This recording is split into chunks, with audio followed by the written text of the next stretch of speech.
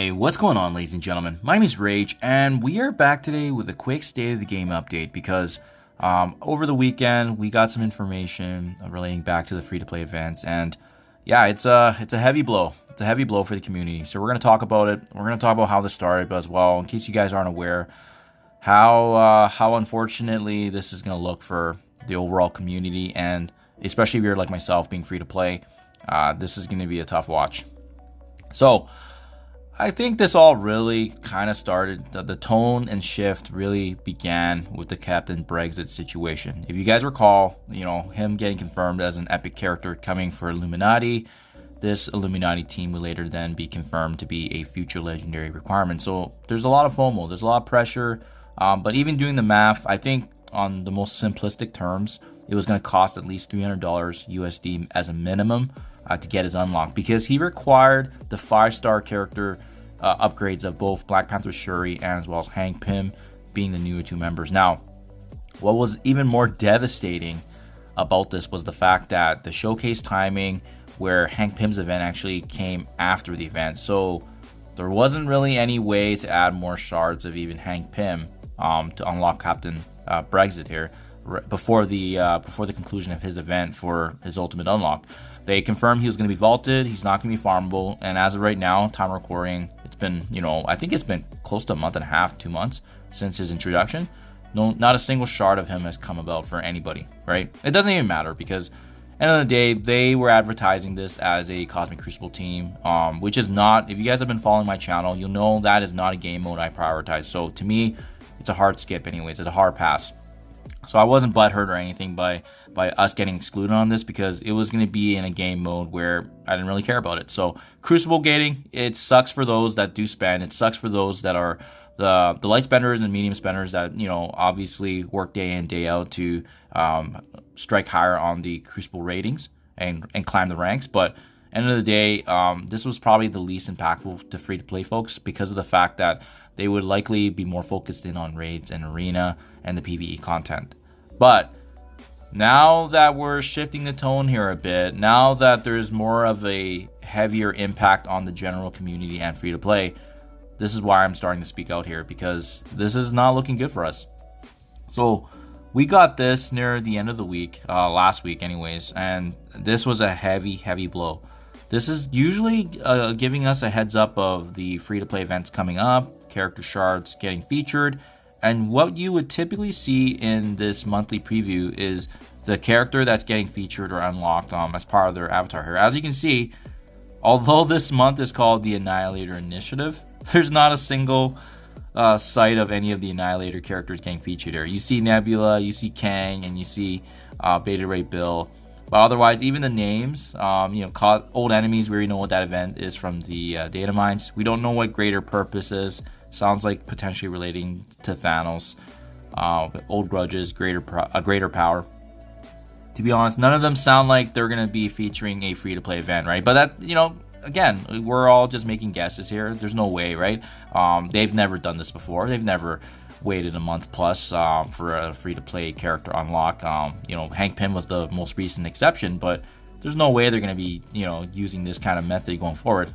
Well, we were really wrong, because this honestly all started with Captain Brexit, but as well, the Player Voice Council having the continual meetings. We got some pretty sizable updates from them actually over the end of the week as well. But I also want to point out here, ladies and gentlemen, if you guys have been using my Power Core strategy to unlock Annihilator characters, I just want to do a quick math here, right? For those of you that are interested in wondering like where my shard count is right now, and remember, I saved up a massive arsenal of Power Cores to ensure that I guaranteed the unlock of the character, but also arena game mode is the most important game mode for me. So of course, if I'm hoarding a resource, I'm going to take advantage of this. And that's why I've also gotten a lot of flack about, oh, Rayge, you're not free to play anymore. There's no way you're free to play. No, I just hoarded a lot of Power Cores. This is why you hoard in this game. Because for situations like this where, hey, what happens if Scopely or Marvel Strike Force finally does something we've never seen before? What happens if they don't have a free-to-play event? This is exactly why I hoard the way I do in my account. That's why I have all the resources at those levels. You can't buy 15,000 T4s in an account, ladies and gentlemen. That is straight up me playing the game and not using a resource, okay?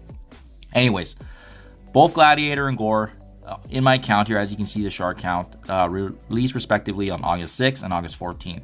And I have the star level count there because that way you can see it takes 100 shards to get to a 3-star for a character unlock. It takes an additional 80 to get them to 4 stars, an additional 130 to get them to 5 stars. And finally, if you do have a chance to get to that 200 and then finally 300, you can bring that up to 6 stars and 7 stars respectively. Now, what I've done in this calc here is I've backed out what I got from the power cores saved, and I also backed out any insane drop. And again, I put this all on my channel so you guys know I'm not full of shit.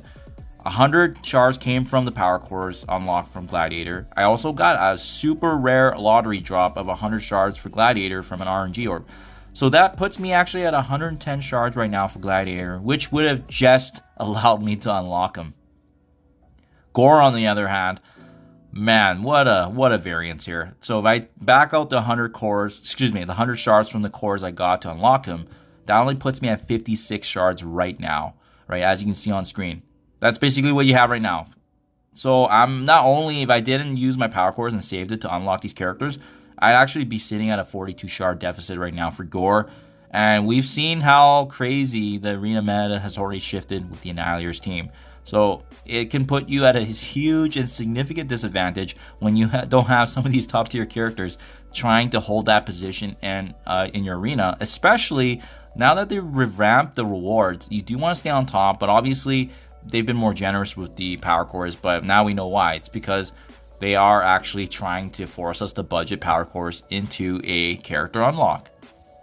Now, I also want to point out, this was kind of, the writing was on the wall, but we just didn't know what it meant. If you guys recall, there was a player voice meeting on July 13th, and this is through the Discord and the announcement, so all this is public, right? But right here, in this meeting, we shared the negative community sentiment around the Illuminati release strategy. Ryan Jacobson reviewed the internal company data showing Shuri's release method and adoption, along with discussing the team's intent. Now, he confirmed that we could be seeing more epic characters, and we should not expect to see this kind of release, which is, really good news for us. But more character release strategies, and the company plans to try new methods in the future. This is what always had me worried, because I was thinking, okay, whatever. We take an L with Illuminati because, they're required for the next legendary. But again, they're a Crucible team, so I could care less. I'll bring them up to what I need to, unlock the legendary, boom. But what I was always worried about was, what did they mean by trying a new method in the future? And now, in August, a month later, we know. On the August 22 meeting, Player Council shared the negative player sentiment and the in-game message about bumps, which was another big hit to the free-to-play community because now they're pushing and delaying these character shards. Scopely confirmed there's no changes to the overall character accessibility, so that means in the future we should still be seeing at least a consistent trend that 6 months these characters should be farmable, right? So as shitty as this is right now in terms of not getting a free-to-play event, regardless, these characters should be farmable. Let's hope. Player Council then asked about the week-long free-to-play event acquisition plans. More specifically, this is relating back to everything that's been happening with Annihilators. And then Scopely noted that they are working on new and different methods of character releases, like Ares via Battle Pass, and now Annihilators team orbs in Arena. So, yes, ladies and gentlemen, this is a huge problem right now because they've basically now, well, at least through the player voice, confirmed that the Annihilator team orbs that we see in Arena, those orbs that you've been getting and 80-90% of the time you're getting surface shards, yeah, that's the release method. This is the free-to-play event release method. And like I said earlier, we are 3 weeks from the release of Gladiator, and I would have just barely unlocked them if I did not use power cores. We're 2 weeks from Gore, and we're not even close right now with 42 shards. It's a terrible method. I hope they take in the player feedback. I hope the player voice continues to vocalize this, because if this is the reality of it now, is that we have to keep on saving power cores to unlock characters, so that way we can stay relevant in the game mode we care about.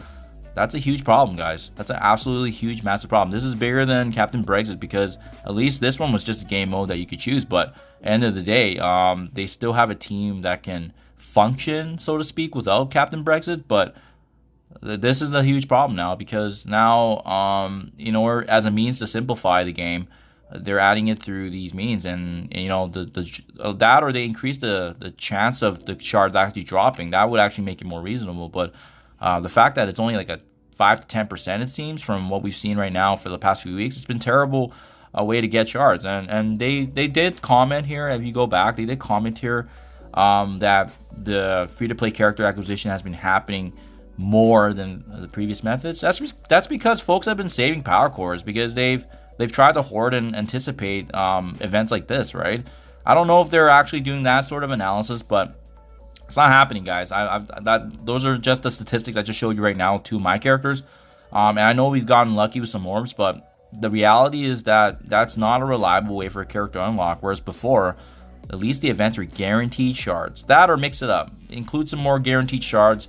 We saw them take away that from the monthly event, and now, unfortunately, we do see it confirmed, especially through the monthly preview here, that there is no free-to-play event. So, yeah, pretty bad news for the community, guys. Let me know what you think in comments below, how you feel about it. I know those of you that have unlocked the characters completely free to play, like myself, with power cores or with a good orb drop, you're not going to care about it as much. But at the end of the day, this is the plan going forward. Can we sustain, 5 to 10,000 power cores for every character unlock? Absolutely not. It's not sustainable, and it's not okay that the free to play is getting such a massive delay in character releases, when in the past, honestly, it's been reasonable. I think 2 to 3 weeks has always been a good standard, but if they're saying that does not even exist anymore, it just creates that pressure of spending and FOMOing everyone else, and that is actually going to be taking players out of the game and deteriorating the community. So again, let me know what you guys think in comments below. I'm open to discussion on this, how you feel about it, but yeah, it doesn't look good, guys. It does not look good, unfortunately, for the state of the game.